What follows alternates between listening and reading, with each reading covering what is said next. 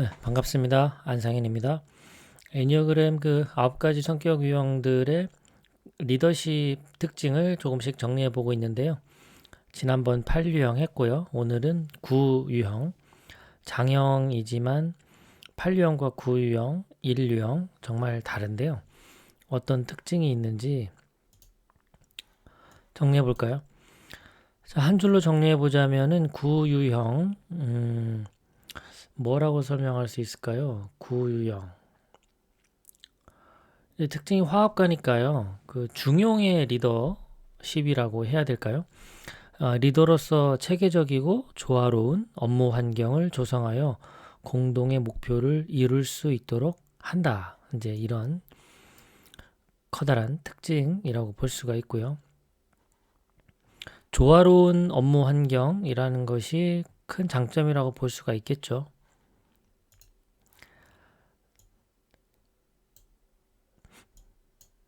자, 강점이라고 한다면은 이제 외교적 수완이 뛰어나다. 그리고 세세한 것을 보면서 전체적 구조를 그려낸다. 느긋하다. 일관성이 있다. 타인과 협력을 잘한다. 인내심이 강하다. 네. 강점을 보면서 어떤 생각이 드시나요? 이런 구유형과는 누가 짝이 되면 좋을까요? 이렇게 느긋하고 일관성이 있고 인내심도 강하고 이런 분들 밑에서는 어쩌면 이제 그 활동적인 분들이 더 뭔가 궁합이 좀 맞을 수 있겠죠. 그러니까 리더가 좀 이렇게 느긋하고 조용하면 밑에 이제 그 약간 행동대장격의 사람들이 있으면 조화가 좀 됩니다.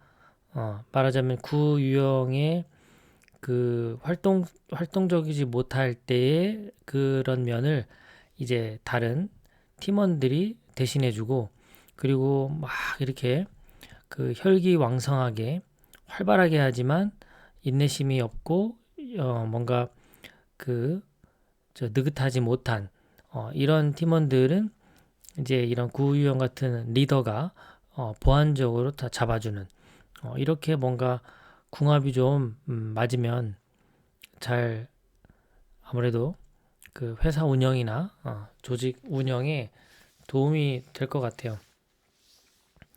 구유형의 이런 강점은 이제 뒤집어 생각해 보면 단점이 될 수도 있죠. 네.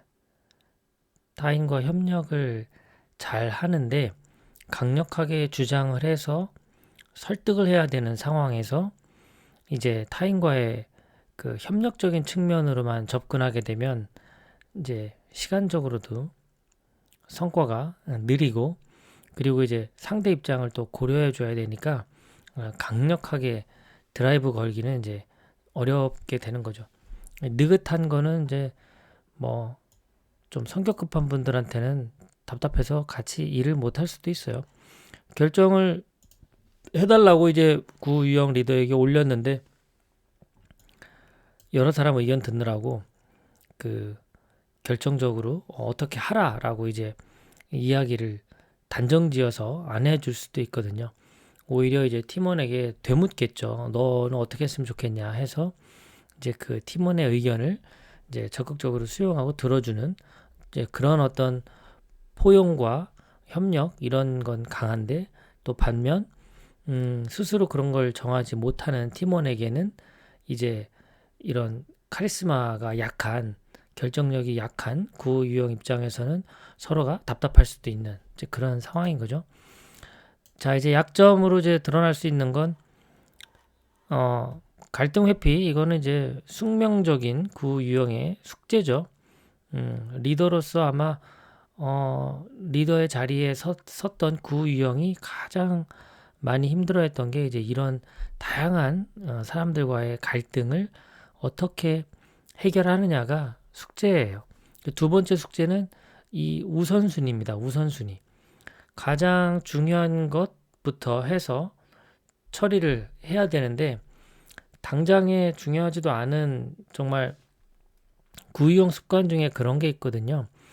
뭔가 이제 오늘 집안일이 되게 급한 일이 저녁에 있어요. 그러면 손님이 온다. 그러면 준비해야 될 게 많잖아요. 청소도 해놔야 되고 뭐 음식 같은 것도 준비할 수도 있고 뭐 여러 가지 저녁 이제 손님들 오는 거에 대한 대비를 해야 되는데 갑자기 장롱을 다 뒤져가지고 지금 이제 겨울이 끝나가니까 이제 봄이 오니까 겨울 옷들을 싹 다 정리하고 있고 이제 다가올 봄과 여름에 입을 옷들을 막 정리하고 있어요.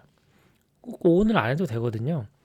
그런데 이제 이 우선순위가 뒤바뀌는 거예요. 왜 그럴까요?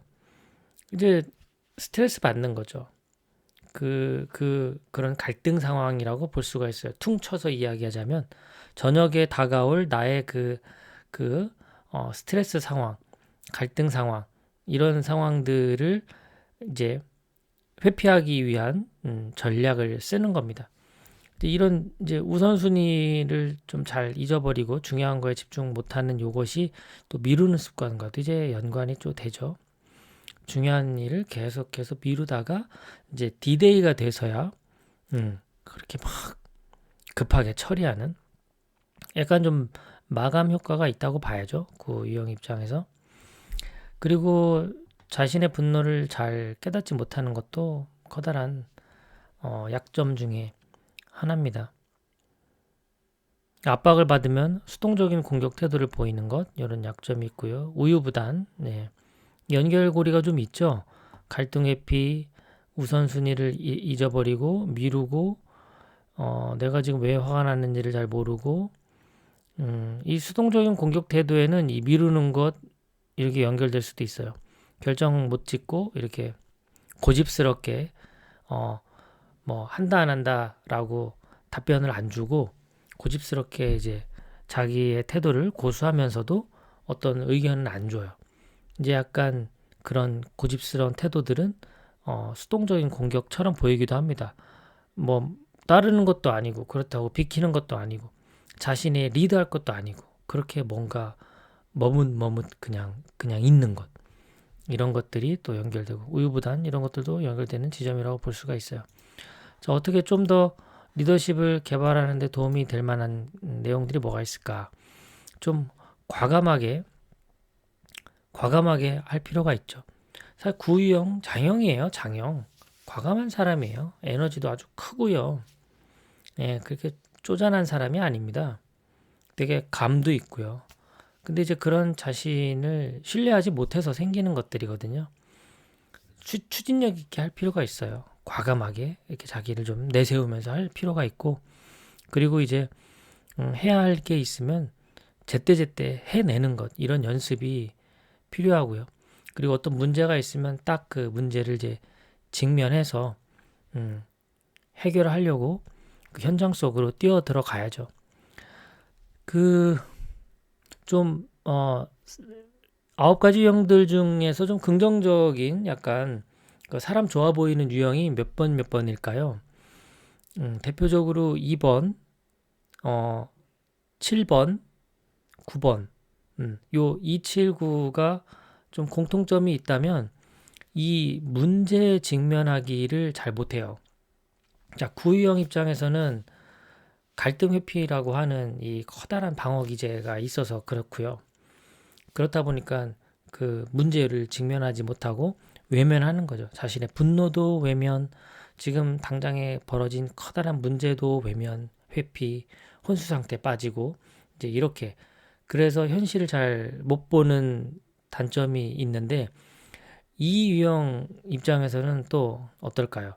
이 유형 입장에서는 자기 문제보다 타인의 문제에 더 관심이 많으니까 현실적으로 닥친 자기 문제를 외면하고 다른 사람의 필요와 욕구를 채우기 위해서, 다른 말로는 다른 사람의 문제에 집중하는 거죠.